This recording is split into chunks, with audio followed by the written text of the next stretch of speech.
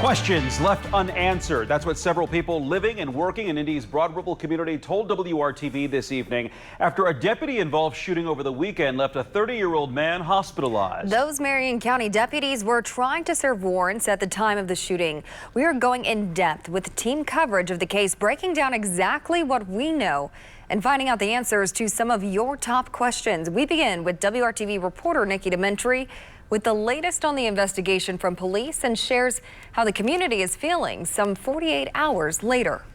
Heard 6 shots go off. Wasn't exactly sure what it was at first. Anthony COOVERT owns a recording studio blocks away from Westfield Boulevard in Broad Ripple. This was the scene there Saturday night. It was a little bit confusing.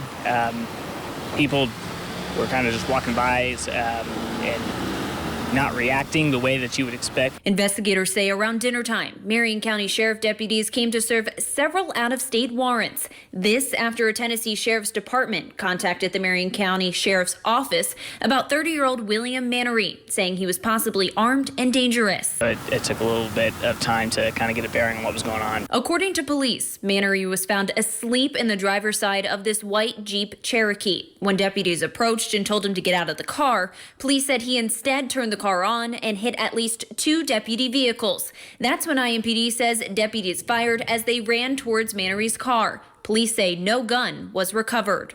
I think you're seeing that the body-worn camera helps us to be more transparent. It also helps to tell the story of what's occurred. That was IMPD the night of the shooting. But Marion County Sheriff's deputies are not equipped with body cameras or car dashboard cameras. In fact, WRTV learned the first body cameras on scene were being worn by IMPD officers, but they weren't there at the time of the shooting.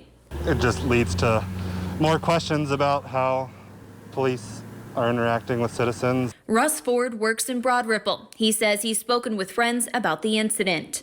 What video is available, if anything, even after the fact, and can they release things like that? There have been a couple police-involved shootings lately all around the country, and things have been continuing to happen. Emma Hewing lives in Broad Ripple but didn't originally hear of the shooting, learning about it just before this interview. She says for change to happen, there needs to be accountability, more training, and new protocols. Not great. It doesn't make me feel any safer, especially as a black person. I'm always kind of on alert. Working for you, Nikki DeMentri, WRTV.